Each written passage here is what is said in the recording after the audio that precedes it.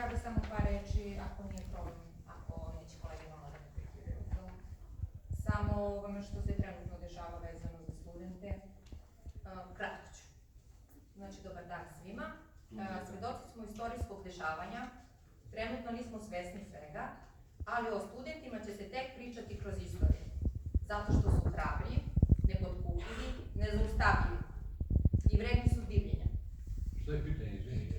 Ne, samo kratko obraćanje. To nije pitanje. Političko pitanje je tako. Pa dobro, pustite da govori. Samo ja vam rekao kad i pričamo. Radujem se budućnosti zato što znam da je u sigurnim rukama. Oni se bore za jednostavne stvari, za rad institucije, da se poštuju zakon, da se za kazneno delo ide u zatvor, a ne da Dostavi pitanja pismeno. Ima napisana. imam ja pisano. Da li možete čitati sada kaj?